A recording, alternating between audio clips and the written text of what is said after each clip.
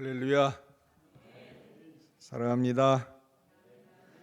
한번 기도하겠습니다. 하나님 아버지, 은혜를 감사합니다. 부족한 종이 하나님의 말씀을 대언합니다. 사람의 말로 듣지 않고 하나님의 음성으로 들을 수 있게 하옵소서. 들을 수 있는 귀를 열어 주옵소서. 들려진 말씀이 깨닫게 하여 주옵소서. 깨달은 말씀대로 순종하며 살게 하옵소서. 그러므로 말미암아 하나님께 영광을 돌리게 하옵소서. 예수님의 이름으로 기도하옵나이다. 아멘. 2부 예배는 가끔 한두 번 참석했고 1부 예배는 매주 참석을 하기 때문에 잘하는데 좀 어색한 그런 분위기지요. 잠깐 소개를 드리면 저는 늦게 신학을 했습니다. 36세 사회생활 하다가 신학을 가게 되었고, 신학교 졸업하면 개척하는 줄 알고 뭣도 모르고 개척을 했습니다. 40살에 개척을 해서 30년 동안 목회를 했습니다. 하나님이 은혜 주셔서 10년 만에 땅을 사서 교회를 건축하게 되었고 20년을 목회하고 통틀어서 30년을 목회하고 우리 교단 원법에는 한 6, 7년 더 해도 되는데 우리 사모님이 건강이 좋지 않아서 일찍 은퇴를 했습니다. 코로나가 아주 성행할 때에 이 안산에서 용인으로 이사를 왔습니다. 우리 부부가 같이 다른 교회 갈 수도 없는 그런 시절이기 때문에 집에서 예배를 드리다가 정주채 목사님을 알게 되어서 소개를 받고 드림 향상교회를 오게 되었습니다. 이제 은퇴를 하고 교회를 또 등록을 하려고 하니까 참 걱정이 많이 되더라고요. 잘 적응할 수 있을까? 왕따는 당하지 않을까? 또 사람들이 또 이렇게 쫑코를 주지 않을까 하는 그런 생각. 그럼에도 불구하고 너무 사랑해 주셔서 2023년 4월 19일 날 첫 번 출석을 하였고 마지막 26일 주일에 등록을 해서 이제 오늘 3월 막주이니까 만 2년이 되었습니다. 감사합니다. 이렇게 설교할 수 있도록 또 세워주셔서 여러분에게 말씀을 전하게 되었습니다. 목회가 뭔지도 모르면서 여기까지 오게 되었는데 목회하면서 참 행복한 그러한 삶을 살았고 과분한 사랑을 많이 받았습니다. 이 교회도 오니까 너무나도 편안하고 고향에 온 교회 같은 그런 마음 들어서 감사했고 많이 편안한 그런 마음으로 신앙생활을 하게 되었습니다. 우리가 살아가면서 느끼는 것이 있습니다.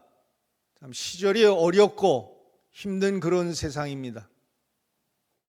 이런 어려운 세상에서 느끼는 것은 내가 참 능력이 없다, 능력의 한계, 능력의 부재 속에 살고 있다고 하는 것입니다. 어떤 문제가 발생했을 때에 이 문제를 능력 있게 해결할 수 있으면 좋을 텐데 그렇지 못하니까 또 절망감을 갖게 되고 또 쉽게 낙심이 되기도 합니다. 또 사는 것이 힘들기도 합니다. 탈무드에 보면 이런 글이 있습니다. 세상에서 가장 지혜로운 사람은 모든 사람에게 배우는 사람이다. 세상에서 가장 행복한 사람은 자기 소유한 것에 만족하고 기뻐하는 사람이다. 세상에서 가장 힘 있는 강한 사람, 어떤 사람이냐? 자기 자신을 이기는 사람이다. 여러분은 어떤 사람이 되기를 원합니까? 지혜로운 사람입니까? 행복한 사람입니까? 강한 사람이 되기를 원합니까? 이 세 가지를 다 갖출 수 있는 사람이 있습니다. 바로 복음의 사람입니다. 복음을 알려면 성경을 알아야 됩니다. 성경을 안다는 것은 두 가지를 알아야 됩니다. 첫째로 스토리를 알아야 됩니다. 내용을 아는 것이죠. 두 번째는 성경의 의미를 아는 것입니다. 하나님의 마음, 하나님의 뜻을 아는 것입니다.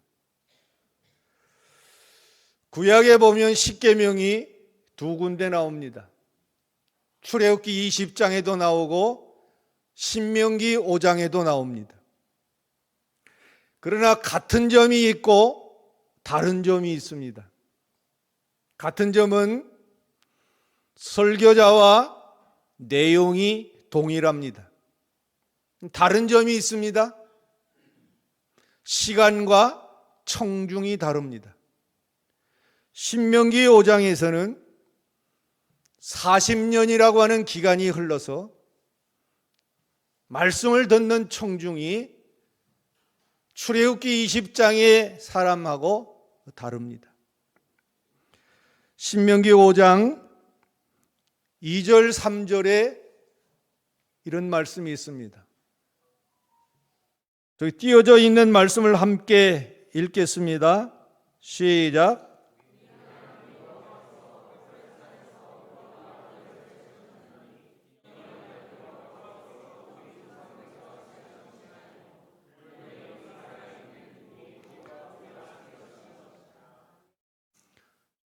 이 언약은, 호렙산에서 세운 언약은 우리 조상들과 세운 것이 아니고 여기 오늘 살아있는 우리와 세운 것이다.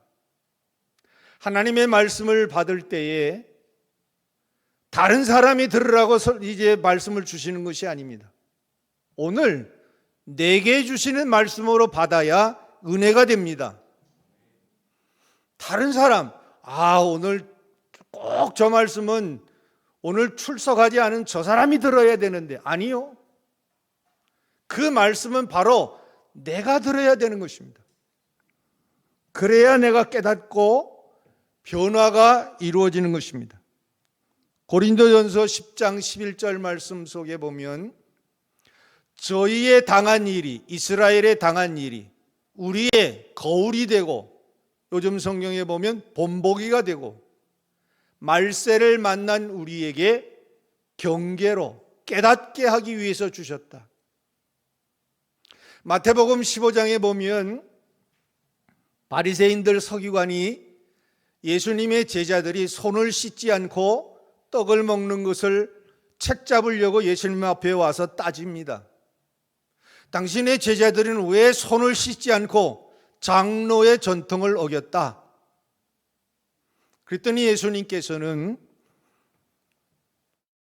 사람의 계명을 가지고 하나님의 계명을 어겼다고 하면서 이렇게 말씀합니다. 속으로 들어가는 것이 더럽게 하는 것이 아니고 입에서 나오는 것이 더럽다. 그랬더니 이 바리새인들은 걸림이 됐다고 그랬습니다. 그러면서 듣고 깨달으라. 듣고 깨달으라. 그러면서 맹인이 맹인을 인도하면 둘 다 구렁텅이에 빠진다. 제자들이 이렇게 말씀합니다. 우리에게 비유로 말씀하시는 것이 무슨 뜻입니까? 그러면서 예수님은 이렇게 말씀합니다. 아직도 깨닫지 못하느냐? 비유로 예수님은 설교를 많이 하십니다. 왜 그렇지요? 마음이 완악한 자에게는 감추기 위해서, 진리의 말씀을 감추기 위해서, 마음이 열린 자에게는 드러나게 하기 위해서. 그렇기 때문에 제자가 어떤 사람이냐, 복음의 사람이 어떤 사람이냐, 하나님의 말씀을 듣고 깨닫는 사람입니다. 내가 하나님의 말씀을 듣고도 깨닫지 못한다고 하면 그건 제자가 아닙니다. 종교인입니다. 깨닫고 깨닫지 못하는 차이는 30배에서 100배까지 차이가 지는 것입니다. 고린도전서 4장 17절 말씀, 오늘 본문을 통해서 고린도 교회, 갈라디아 교회, 로마 교회를 통해서 복음을 우리가 살펴볼 것입니다. 복음에 대해서 무지할 때 일어나는 결과가 어떻게 되느냐? 첫째로 보면 가로를 대적한다, 하나님을 대적한다고 하는 것입니다. 로마서 10장 3절 말씀을 한번 읽어보겠습니다. 시작.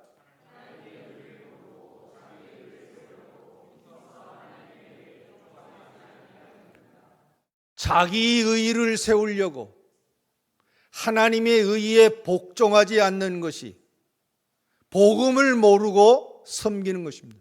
이것은 바로 하나님을 대적하는 것입니다. 둘째로 교회를 핍박하는 것입니다. 디모데전서 1장 13절 말씀 읽어봅니다. 시작.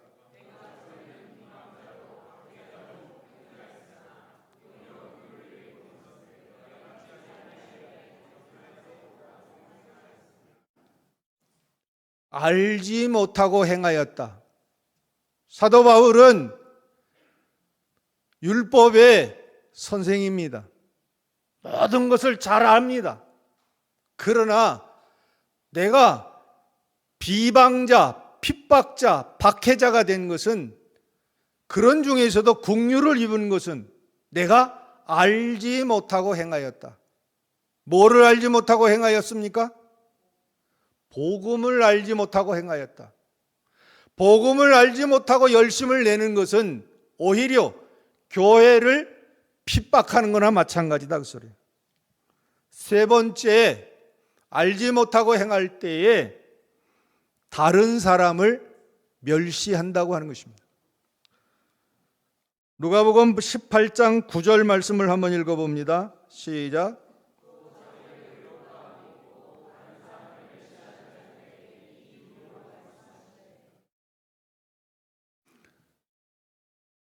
누가복음 18장에는 바리새인의 기도가 나오고 세리의 기도가 나옵니다. 바리새인은 자기를 의롭다고 생각하는 사람입니다. 그래서 자기는 기도하러 나와가지고 저 세리와 같지 않음을 감사합니다. 저 세리가 행한 무도한 일, 여러 가지 무지한 일, 죄를 짓는 일을 나는 행하지 않았습니다. 나는 일주일에 2번 금식을 합니다. 10의 1조를 드립니다. 자기를 자랑합니다. 그러나 세리는 이렇게 말합니다. 얼굴도 들지 못하고 주님 앞에, 주님, 나는 죄인입니다. 나에게 긍휼을 베풀어 주옵소서. 하나님이 용서해 주지 아니하면 나는 아무것도 할 수 없습니다. 그런데 주님은 이 세리를 의롭다고 인정을 해 주었습니다. 복음을 알지 못하고 행하는 일들은 한마디로 얘기하면 하나님을 사랑하지 않고 자기를 사랑하는 사람들의 결과입니다. 다른 사람들을 멸시하는 데 앞장서는 사람입니다. 그러면 두 번째, 복음의 특징이 뭐냐 그 소리입니다. 복음은 첫째로 차별이 없는 삶입니다. 차별이 없는 삶을 살아가요. 교회 안에 들어와서 지식이 있는 사람이나 무식한 사람이나 얼굴이 잘난 사람이나 못난 사람이나 차별을 하면 안 되는 것입니다. 복음을 가졌다고 하면, 내가 복음을 안다고 하면, 복음의 사람이라고 하면, 하나님의 사랑이 내 마음속에 임한다고 하면 그 모든 사람들이 다 귀하게 여겨져야 됩니다. 두 번째로 자랑이 없다고 하는 것입니다. 로마서 3장 27절을 읽어봅니다. 시작.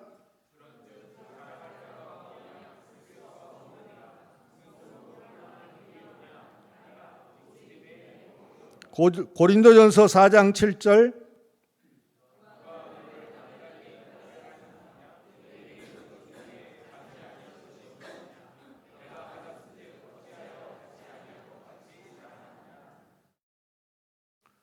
자랑한다는 거예요.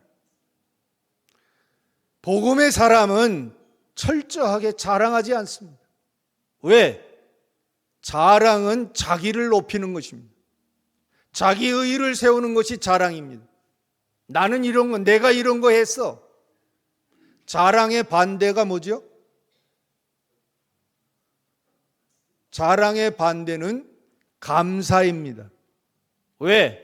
감사는 하나님이 베풀어 주신 호의를 고마워하는 것이 감사입니다. 감사는 하나님을 높이는 거예요. 자랑은 누구를 높이는 것이죠? 나를 높이는 것이 자랑이에요. 시편 50편의 15절 말씀에 보면 그래서 감사가 예배라고 했습니다. 감사로 제사를 드리는 자가 나를 영화롭게 하나니. 바로 복음의 특징은 첫 번째는 차별이 없고 두 번째는 자랑이 없는 삶을 사는 자입니다. 세 번째는 자유를 누리게 하는 것입니다. 세 번째 말씀을 한번 읽어보겠습니다. 시작.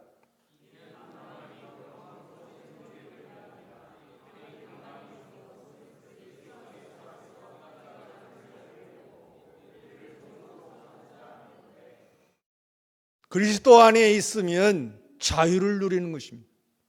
요한복음 8장 32절에 보면 진리를 알지니 진리가 너희를 자유케 하리라. 그러면 왜 복음인가? 목회하면서 늘 느끼는 것이 뭐냐고 하면 이 복음은 우리가 날마다 듣는 일이고 또 전해야 되는 일이지만 내가 얼마나 복음을 알고 전하는 자인지 알지 못하고 행하는 자인지 헷갈리고 알 수가 없는 겁니다. 바로 복음을 알아야 되는 것입니다. 로마서에 보면 복음이 뭔지를 분명하게 가르쳐 줍니다. 로마서 1장에서부터 8장까지를 보면 복음이 뭐냐 하는 것을 알려줍니다. 로마서 1장 16절에 보면 바울은 이렇게 얘기합니다. 내가 복음을 부끄러워하지 아니하노니 이 복음은 믿는 자들에게 구원을 주시는 하나님의 능력이 됨이라. 로마서 1장에서 3장은 복음과 죄와 믿음에 대해서 말씀하고 있습니다.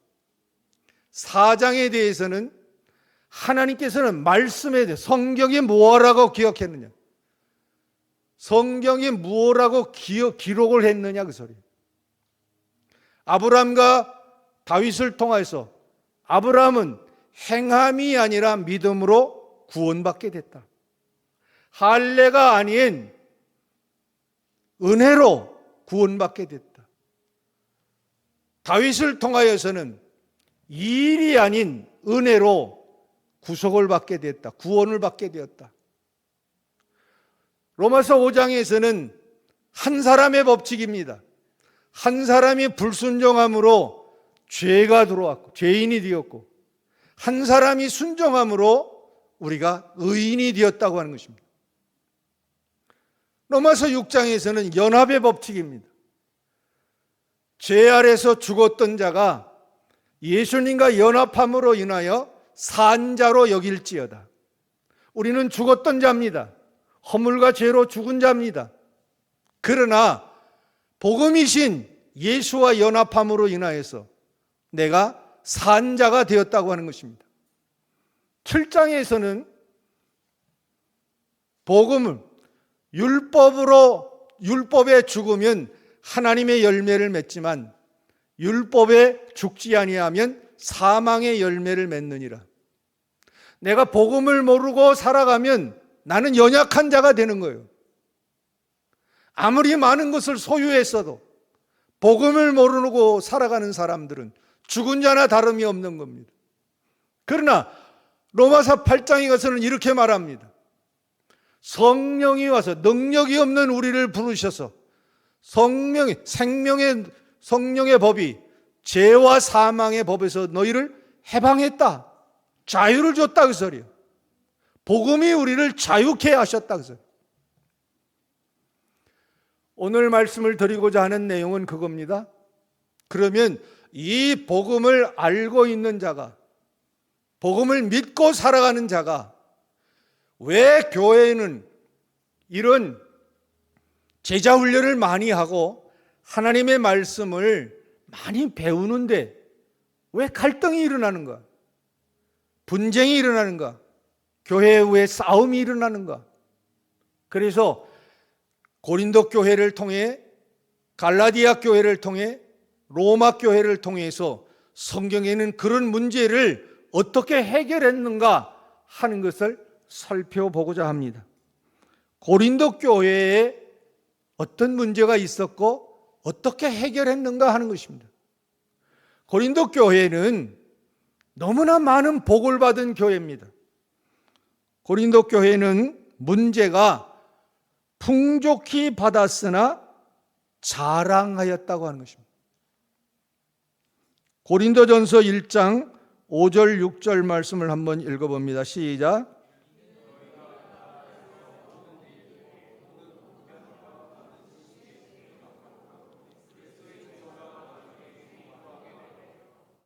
고린도전서 4장 7절 시작.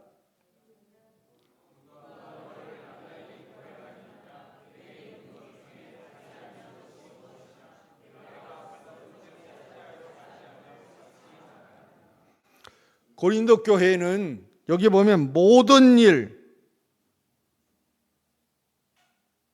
모든 것, 모든 언변, 모든 지식에 풍족하다. 모든 은사가 풍족하다. 너무 많은 복을 받았습니다. 왜 복받은 교회가 고린도전서 3장 3절 4절 말씀에 보면 육신에 속하여서 시기하고 다툼이 일어났다고 말씀하고 있습니다. 분쟁이 일어난 것입니다. 사탄이 왜 사탄이 된 줄 아십니까? 하나님을 시기하기 때문에 사탄이 된 것입니다. 고린도 교회는 풍족히 받았으나 그것을 자랑하는데 힘썼습니다. 하나님의 은혜를 높이고 하나님의 은혜를 찬양하고 복음을 자랑해야 되는데 나는 이런 은사를 받았어. 나는 너보다 큰 은사를 가지고 있어. 이걸 자랑하고 목회하면서 늘 겪는 일이 있습니다. 우리는 죄성이 있습니다. 예수 안 믿는 사람만 자랑하는 것이 아닙니다. 예수 믿는 사람들도 자랑하는데 이 자랑하는 소리를 들으면 많은 사람이 실족을 합니다. 물론 말하고 있는 사람은 다른 사람들과 비교해서 복을 많이 받았으면 자랑하고 싶은 마음이 오늘 우리들 모두에게 있습니다. 그러나 그것 때문에 오히려 다른 사람이 실족하게 됩니다. 프랑스 작가 베르나르 베르베라고 하는 소설가가 있습니다. 인생의 구간마다 자랑거리가 있는 것을 재미있는 표현을 했기 때문에 제가 기록을 해놨습니다. 2살 되면 똥오줌 가리는 것이 자랑거리라고 합니다. 3살이 되면 이가 나는 것이 자랑거리라고 합니다. 12살이 되면은 친구가 있다는 것이 자랑거리. 18살이 되면 운전을 할 수 있다고 하는 것이 자랑거리. 20살이 되면 섹스를 할 수 있다는 것이 자랑거리. 35세가 되면 돈이 많다고 하는 것이 자랑거리. 이제는 인생을 터닝 포인트, 원점으로 다시 돌아갑니다. 60이 되면 섹스를 할 수 있다는 것이 자랑거리. 70이 되면 운전할 수 있다고 하는 것이 자랑거리. 75세가 되면 친구가 아직 남아있다는 것이 자랑거리. 80세가 되면 이가 남아있다는 것이 자랑거리. 85세가 되면 똥오줌 가리는 것이 자랑거리.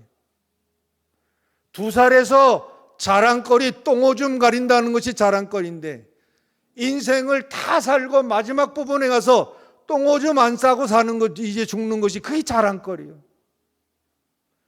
인생을 화려하게 살았어도, 억만금을 가지고 있어도 그 자랑거리는 헛된 것이 되고 마는 것입니다. 102세 되는 김영석 교수가 강연하는 소리를 들었습니다. 이런 얘기를 합니다. 사랑이 있는 곳에 행복이 머문다. 복음을 믿고 살아가는 사람에게는 하나님의 사랑을 듬뿍 가지고 살아가는 사람입니다. 내가 복음의 사람이라고 하면서도 행복을 느끼지 못한다고 하면, 지식으로는 내가 복음을 알지만 진정한 그리스도의 사랑을 나는 알지 못하고 살아가는 사람은 아닌지, 우리는 쓸데없는 썩어질 것에 자랑하지 말고 사도 바울과 같이 약한 거 십자가만 자랑하는 성도님들 되시기를 주의 이름으로 축원합니다. 갈라디아 교회를 예를 들겠습니다. 고린도 교회의 해결책이 뭐냐? 가르치는 것을 생각나게 했다. 고린도전서 4장 17절 말씀을 한번 읽어봅니다. 시작.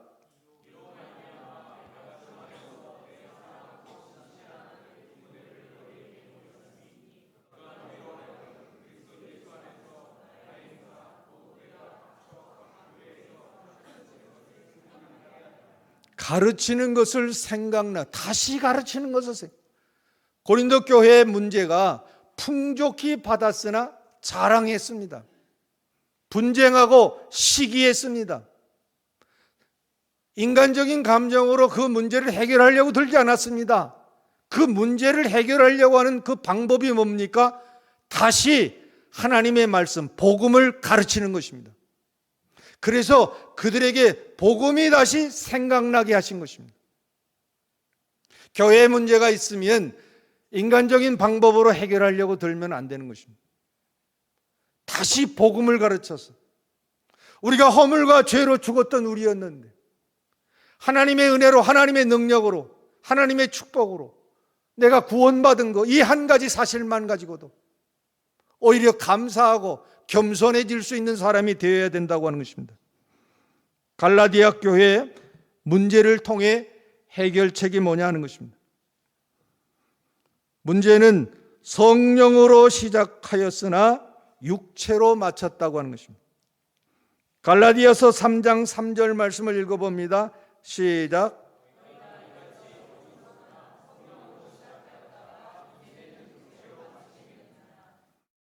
성령으로 시작했다가 육체로 마치겠느냐?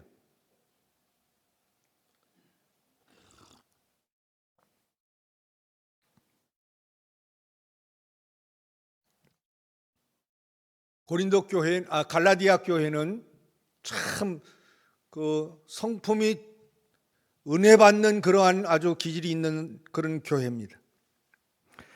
갈라디아서 4장 13절에서 15절 말씀을 보면은요, 사도 바울이 자기의 약한 점을 알아서 다른 사람들이 나의 약점을 알고 시험에 들 그러한 현상임에도 불구하고 그들은 하나님의 천사와 같이 예수 그리스도와 같이 자기를 받아들였다는 거예요. 복음을 받아들였다는 거예요. 갈라디아 교회의 성도들은 이렇게 얼마나 사도 바울을 사랑했는지 눈이라도 빼주려고 했어요. 눈이라도 빼주려고. 여러분, 교회를 위해서, 어떤 다른 사람을 위해서 여러분 눈을 빼주고 싶은 마음이 있습니까? 저는 평신도 때에 고독에서 교회를 다녔습니다. 교회를 건축하는데 너무나 힘들었어요. 그런데 장로님 사모님이 황덕순 사모님이라고 권사님이신데, 교회가 너무 어렵다고 하니까 자기 눈을 빼달라고 안과에 가서 물어봤대요. 눈을 팔아가지고 건축 헌금을 드리겠다고. 300만 원을 준다고 하더래요. 300만 원.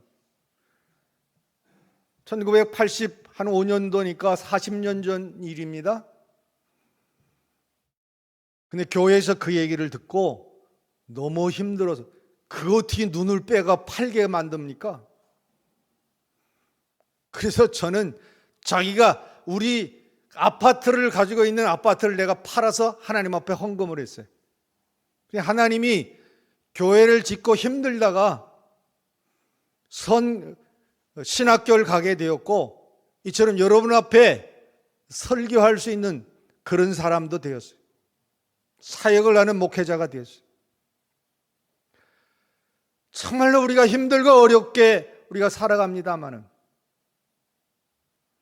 하나님께서 우리에게 주어진 그러한 사명을 잘 감당해야 되는데, 한번 예수 믿고 실족당한 사람을 다시 예수 믿게 하는 것은 얼마나 힘든지 몰라요. 여기 해결책이 나왔습니다. 다시 너희를 위하여 해산의 수고를 한다. 갈라디아서 4장 19절 말씀을 한번 읽어봅니다. 시작.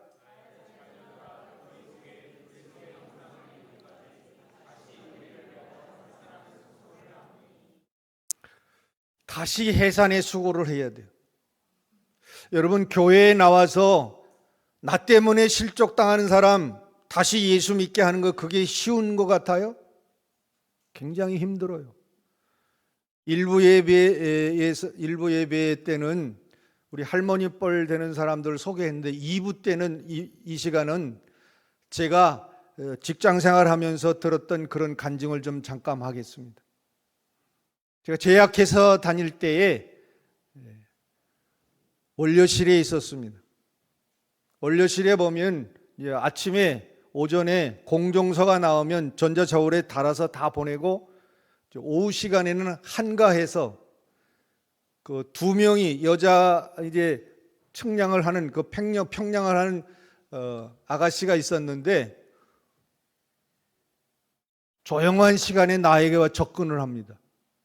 삼위일체 하나님이 왜 삼위일체, 성경에는 없는데 삼위일체 하나님이 뭐냐고. 여호와 증인이에요, 그 사람. 그래서 내가 이렇게 물어봤습니다. 너 어떻게 하다 여호와 증인에 들어갔냐? 그랬더니 기존 교회에 다니다가 보니까 너무 상처를 많이 받았다는 거예요. 그런데 여호와 증인에 한번 들어갔더니 얼마나 사랑을 많이 해주는지 모른대요.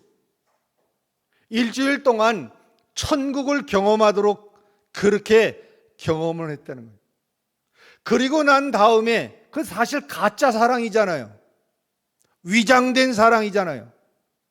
그럼에도 불구하고 그 사랑을 맛보고 나서는 그 거짓 진리에 매몰되어 가지고 온갖 부정을 저지르는 일을 행하여도 그가 돌아오질 않아요. 사도 바울은 갈라디아 교회를 개척을 하면서 어려움을 당하는 일을 만났을 때에 사람을 보내서 해결할 문제가 뭐냐? 다시 복음을 가르쳐서 돌아오게 하는데 이것이 너무 힘들어요. 해산의 수고를 해야 되는 거예요. 여러분 주위에 형제나 또한 잘 아는 안목이 있는 사람이나 이런 사람을 실족하게 했다고 하면 정말로 다시 돌아오게 한다고 하는 것은 너무나 힘들어요. 해산의 수고를 해야 돼요. 로마 교회를 예를 들겠습니다. 로마 교회는 아무 문제가 없는 교회입니다. 하나님의 말씀을 전하면 아주 잘 받아들이는 그런 교회입니다. 그럼에도 불구하고 다시 복음을 전한 것입니다. 다시 복음을 들어야 되는 거예요. 우리는 제자 훈련을 많이 하고 복음을 많이 들었을 때에 우리가 착각하는 것이 있습니다. 나는 이제 더 이상 복음을 안 들어도 돼. 매번 나는 들었기 때문에. 아니요. 매번 들었어도 또 들어야 돼. 왜 하나님은 주의를 지키도록 우리에게 하나님은 허락하셨죠? 매주일 설교하는 것. 하나님의 말씀을 오늘 내게 주시는 말씀으로 처음 듣는 말씀으로 들어야 그 말씀이 은혜가 됩니다. 전도서 1장 5절에 보면 하나님의 집에 들어갈 때 너희 발을 삼가라 그랬어요. 너희 발을 삼가라. 그 삼가다가 하는 뜻이 낯설다 하는 뜻이에요. 낯설다. 하나님의 집 성전에 들어갈 때 예배할 때에 낯설게 들어가라. 처음 가는 것처럼 들어가라 그 소리예요. 하나님을 처음 만나는 것처럼 배로 들어가라 그 소리예요. 그래야 은혜가 되는 거예요. 그런데 이사야서 1장에 보면 헛된 예물 가져오지 말라고 책망을 합니다. 그러면서 이렇게 얘기합니다. 너희들이 가져온 예물은 내가 진물이 난다. 너무나도 안 받는다 그 소리. 왜? 마당만 밟는 예배다. 마음은 드리지 않고 형식만 드리는 예배자다 그 소리. 익숙한 예배, 매번 드리는 예배가 너무 익숙해져 가지고 그저 타성에 젖는 예배를 드리는 그런 일이 있어요. 하나님의 임재를 경험하기 위해서는 내가 처음 들어가서 예배를 이제 드리는 것처럼 오늘 하나님을 만나지 않으면 나는 살 수 없습니다 하는 그런 마음을 가지고 전번에도 복음을 들었지만 또 들어야 되겠다고 하는 마음 가지고 누가 설교를 하든 평신도가 설교를 하든 위대한 사람이 설교를 하든 그 설교의 말씀이 나를 향한 주시는 말씀으로 다시 받을 때에 내가 은혜가 되는 거예요. 내가 변화가 되는 거예요. 로마 교회는 참 좋은 교회입니다. 아무 문제가 없습니다. 복음을 잘 받아들였습니다. 그럼에도 불구하고 다시 복음을 전하였던 그러한 일이 있습니다. 로마서 15장 14절 15절 말씀을 한번 읽어봅니다. 시작.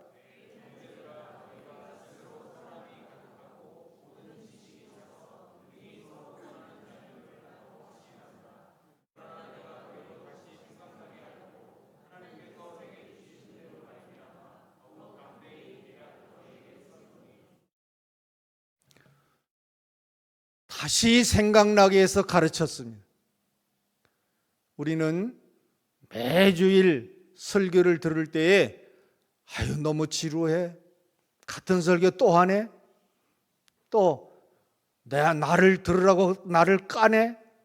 걸림이 돼가지고 하서는 안 돼. 마태복음 15장에 있는 것처럼 듣고 깨달으라 그 소리예요. 듣고 깨달으라. 깨달음이 없으면 제자가 아니에요.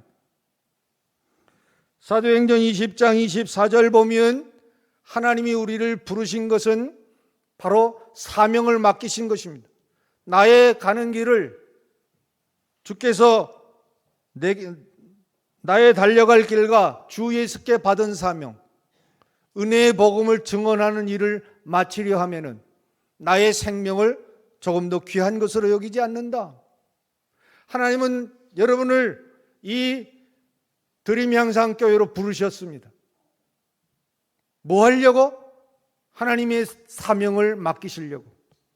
그 사명은 여기 보면 사도행전 20장 28절 말씀 한번 읽어봅니다. 시작.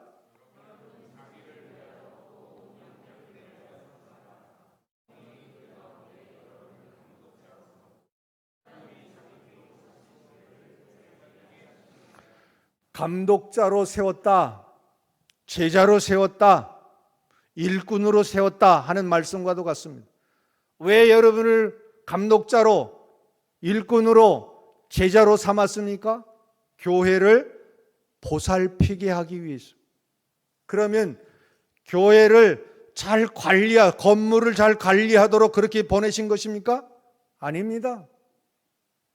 복음을 다시금 내가 알고 믿고 그 복음을 다른 사람들을 섬기도록, 교회를 섬기도록 하라고 하는 것은 성도들을 섬기도록, 잘 보살피도록. 제자 훈련을 많이 한 교회가 싸움을 하면은 아주 무섭게 싸웁니다. 제자 훈련을 한 교회가 제자가 없다고 하는 것입니다. 왜 그렇죠? 제자 훈련을 하는데 사랑이 빠지기 때문에 그렇습니다. 제자 훈련의 목적은 사랑의 열매를 맺어가야 됩니다. 요한일서 4장에 보면 너희가 나를 사랑한 것이 아니라 내가 너희를 사랑했다. 그러면서 서로 사랑하는 것이 마땅하다. 그 사랑을 알면 서로 사랑하라. 사랑의 열매를 맺으라고 하는 것입니다. 힘들고 어려워도 여러분은 하나님을 사랑하며 산다고 하는 다짐을 많이 합니다. 그러나 그 다짐이 내가 하나님을 사랑한다고 하는 것은 쉽게 넘어질 수 있어요. 힘든 일을 만났을 때 내가 하나님 사랑한다고 그렇게 고백한 대로 사랑할 수 있을까요? 아닙니다. 하나님이 나를 사랑해 주신 그 사랑을 알 때, 그때 비로소 내가 주님을 사랑할 수 있는 것입니다. 요한복음 21장 15절 말씀에 이렇게 말합니다. 요한의 아들 시몬아, 네가 나를, 다른 사람들보다 네가 나를 더 사랑하느냐? 베드로는 이렇게 말합니다. 내가 주님을 사랑하는 줄을 주님이 아시지 않습니까? 내 양을 먹이라. 요한의 아들 시몬아, 네가 나를 다른 사람들보다 더 사랑하느냐? 내가 주님 사랑하는 줄 알지 않습니까? 내 양을 치라. 세 번째, 근심하면서. 왜? 베드로가 세 번째 왜 근심했습니까? 아, 주님, 나는 주님을 사랑한다고 했지만 정말 주님 사랑할 수 없는 것 세 번씩이나 주님 부인했잖아요. 그런데 주님은 이렇게 말씀하시는 것입니다. 아, 너 나 사랑할 수 없어. 아무리 네가 각오를 하고 결단을 해서 사랑한다고 하더라도 사람이 결단하고 사랑한다고 하는 거 사랑할 수 없어. 그럼에도 불구하고 내가 3번 넘어질 거 알면서도 나는 너를 포기하지 않았어. 나는 너를 사랑하고 있어. 너 그 사랑 아니? 예수님은 베드로에게 그렇게 묻고 있는 것입니다. 너가 넘어질 거 아는데도, 내가 실족할 수 있는 거 아는데도 나는 너를 포기하지 않았어. 나는 너를 사랑해. 그 사랑을 안다고 하면 내 양을 먹이라. 내 양을 쳐라. 그 소리. 말씀을 마칩니다.